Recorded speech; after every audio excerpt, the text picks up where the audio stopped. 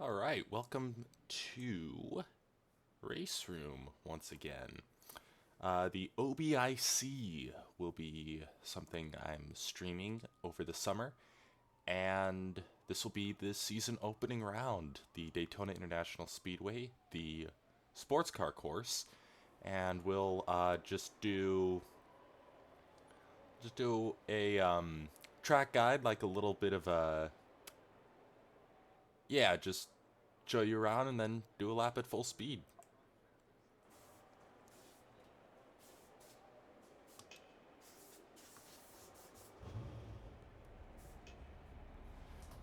Alright.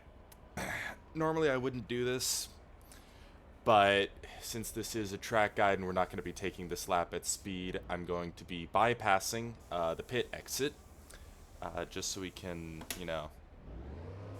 show you around this place a little bit. Oh, wait. Hang on. That's better. I forgot to change my wheel settings. Alright. So here we are at turn 1, arguably one of the most difficult corners I have ever raced at. You want to brake kind of right as you're passing this, black paint, and I can't stop here because otherwise the car will reset.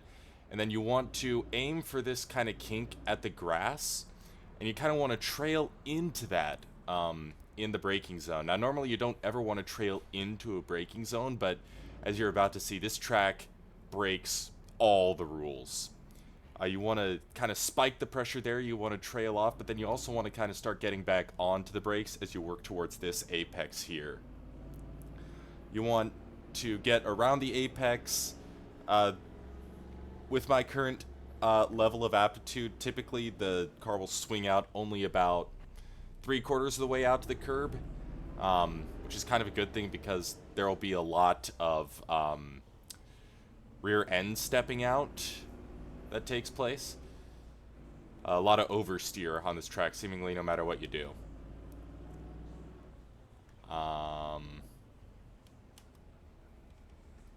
Okay, hold on.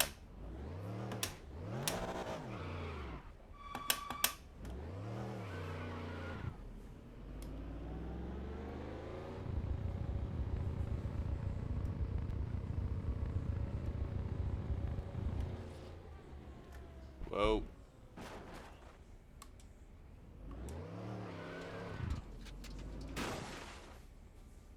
Dang it. Okay. Well, we're going to return to garage and then just do this the typical way. Actually, I think we'll do the entire lap on the limiter. But now you know the semantics of probably the most difficult corner I've ever raced on. Now let's go out and do this properly. So pit lane speed limit is 37 miles an hour. After a couple times of practice, you can take this access road full throttle. First couple of times I had to get out of the throttle to avoid hitting that wall or going off track. It is very narrow.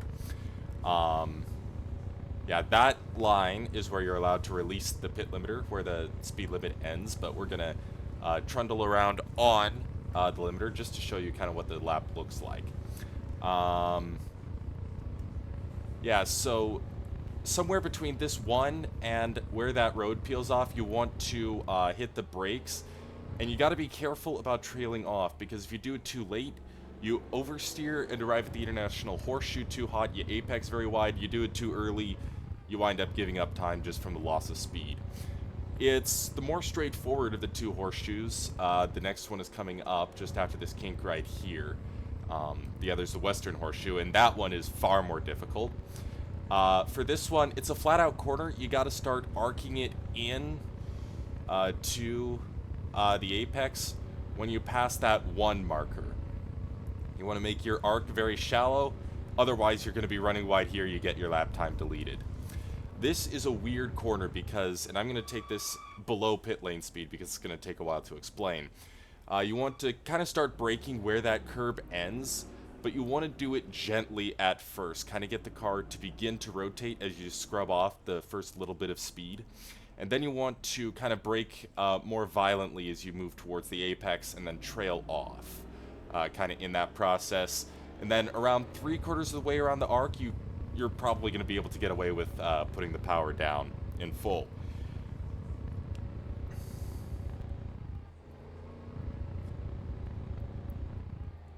And then right here, about the second to last or last cone, and that curve is about where you want to start braking here. Trail off, you want to apex really early, then start using the exit as you now get out of the infield road course. And this is the part of Daytona that everybody knows, the one that NASCAR races on in the Daytona 500.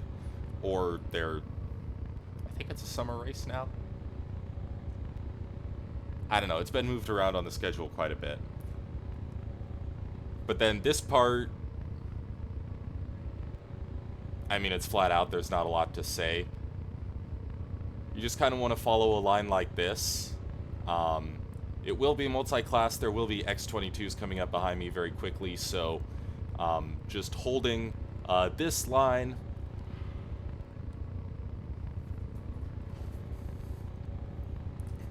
It's kind of more of a straight that bends around than an actual corner for these cars, at least as far as this track goes. But then you want to be careful about coming back up across the track, but you will need to do this because we're coming up on, it's controversial as to what it's called. Some people call it the Le Mans chicane, which is its formal name now. Others call it by its old name, which is the bus stop. This light right here isn't much of a reference point. Then you got these cards that'll count you down on the fence. 3, 2, and then I typically brake either at or just past this caution light, and then trail off as I kind of get into it, into the bus stop, and then kind of use around half throttle until the exit, and then usually don't go that wide, but once you get to this curb, then you put the power down through to the end of the lap, and yeah, now let's see what this looks like at full speed.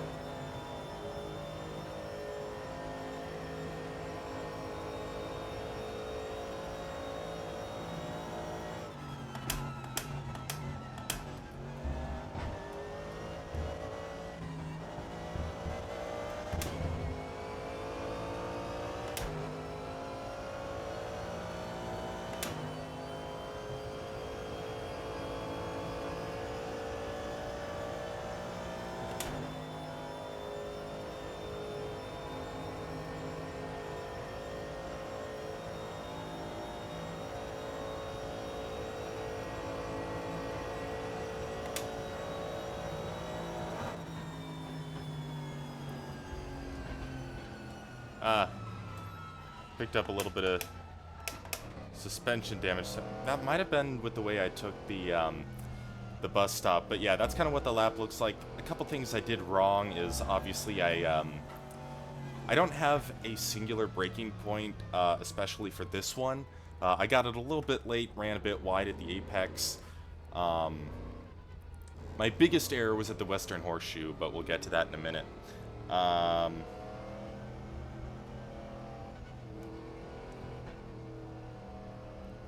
Yeah, one error. I turned in at the one, but I started a little bit wide. I ran off on the grass a little bit. I didn't turn in aggressively enough, and I was lucky not to go over the curb, get my lap deleted, but that kind of offset me for this corner. Like I said, you get to the braking point, and it looks like it's going to be normal, but then this apex is just so far away. I'll admit I don't have that many laps at this track with this car, so that needs a lot more practice before I'm actually good here. And this one, plain and simple, I just picked the wrong braking point. I apexed way too late, ran a little bit wide. Yeah, the lap was a 151.92, which is not great. Yeah, no matter how you slice it, that's just not a good lap. It's about 8 seconds off the GT3 record in real life. And about 4 seconds off the fastest lap in GTD Pro in the Rolex 24 this year, which is like a 147 point something set by Madison Snow. But yeah, that's a lap of the Daytona International Speedway.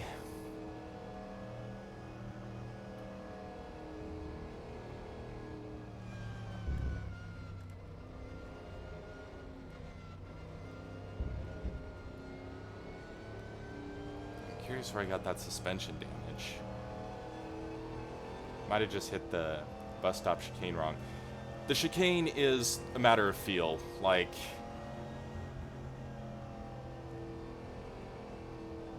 there's doing all this in theory and then doing all of it in practice. And doing it in practice is, yeah. I can explain it, but as I demonstrated on this lap, I can't always do it perfectly. Keep in mind, I am not like an elite sim racer. I don't claim to be. This is just something I do for fun. Sometimes I will jokingly talk about having all these abilities, but like realistically I know that you know, I'm just a person who does this for fun.